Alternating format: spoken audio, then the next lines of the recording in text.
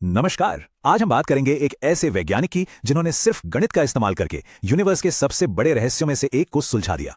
जरा सोचिए, साल है 1930। एक समुद्री जहाज पर सिर्फ 19 साल का एक स्टूडेंट है जो मरते हुए तारों का रहस्य सुलझा देता है। ये कोई फिल्म की कहानी नहीं है, ये हकीकत है।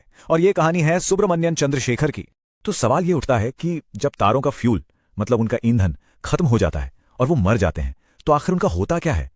ये उस समय के वैज्ञानिकों के लिए एक बहुत बड़ी पहेली थी और इसी सवाल का जवाब चंद्रशेखर ने ढूंढ निकाला था। तो चलिए सबसे पहले उनके शुरुआती जीवन और उस सफर के बारे में जानते हैं जहां ये सब शुरू हुआ। चंद्रशेखर का जन्म 1910 में लाहौर में हुआ था, जो तब ब्रिटिश इंडिया का हिस्सा था। और देखिए, साइंस तो उनके खून में ही था। उनके चाचा कोई और नहीं बल्कि नोबेल पुरस्कार विजेता सीवी रमन थे।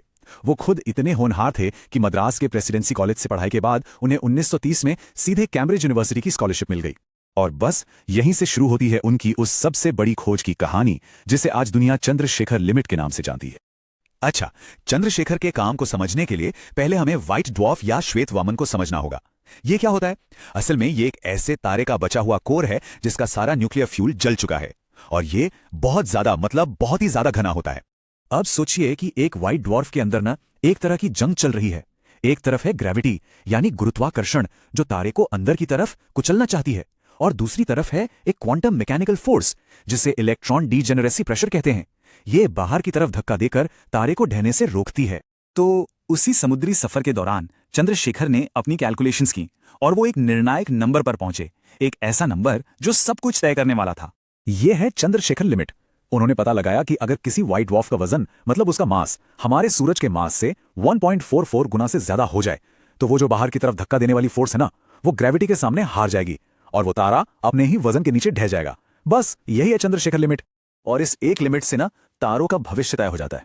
देखिए, अगर तारे के बचे हुए कोर का मास 1.44 सोलर मास से कम है तो वो एक स्टेबल व्हाइट ड्वार्फ बन के रह जाएगा। लेकिन अगर मास इस लिमिट से ज्यादा है तो वो तारा बहुत ही जबरदस्त तरीके से ढह जाएगा। एक सुपरनोवा एक्सप्लोजन होगा और उसके बाद या तो एक न्यूट्रॉन स्टार बनेगा या फिर एक ब्लैक होल।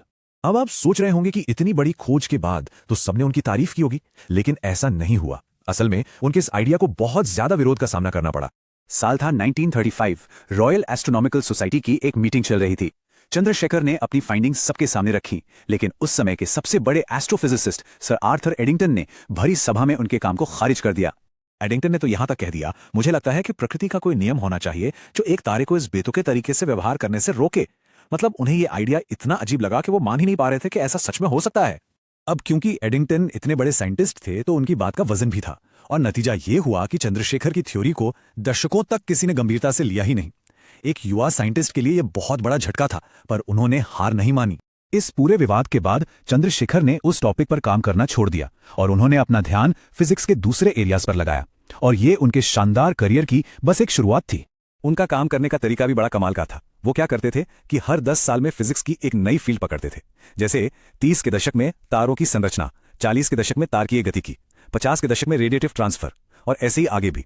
वो उस फील्ड के मास्टर बन जाते थे, उस पर एक किताब लिखते थे और फिर अगली फील्ड की तरफ बढ़ जाते थे। अपने करियर का ज्यादातर हिस्सा मतलब 1937 से लेकर 1995 तक उन्होंने यूनिवर्सिटी ऑफ शिकागो में बिताया। वहां वो एक बहुत ही डेडिकेटेड टीचर और मेंटोर थे। लेकिन कहते हैं ना, सच छुप नहीं सकता। वक्त के साथ विज्ञान ने आखिरकार चंद्रशेखर की बात को सच माना। कई दशकों के बाद जब नई टेक्नोलॉजी आई, नई ऑब्जर्वेशंस हुई, तो यह साफ हो गया कि चंद्रशेखर बिल्कुल सही थे। आज उनकी दी हुई Chandrashekhar limit supernova, neutron stars और ब्लैक होल्स को समझने के लिए एक बुनियादी चीज है। उसके बिना हम इन्हें समझ ही नहीं सकते। और फिर उन्हें वो पहचान मिली जिसके वो हकदार थे। 1968 में पद्म विभूषण मिला। 1983 में मतलब अपनी खोज के लगभग 50 साल बाद उन्हें फिजिक्स का नोबेल प्राइज भी दिया गया। इसके अलावा भी उन्हें कई बड़े सम्मान मिले और उनकी लेगेसी आज भी जिंदा है अंतरिक्ष में। नासा की एक बहुत ही पावरफुल एक्सरे टेलीस्कोप है जिसे 1999 में लॉन्च किया गया था। उसका नाम उन्हीं के सम्मान में चंद्रा एक्सरे ऑब्जर्वेटरी रखा गया है। तो सोचिए, कैसे एक आइडिया जो सिर्फ गणित के कुछ कैलकुलेशन से एक समुद्री सफर पर पैदा हुआ, वो यूनिवर्स के बारे में हमारी पूरी समझ को एक नई दिशा दे सकता है। चंद्रशेखर की कहानी विज्ञान की ताकत और इंसानी लगन की एक बेहतरीन मिसाल है।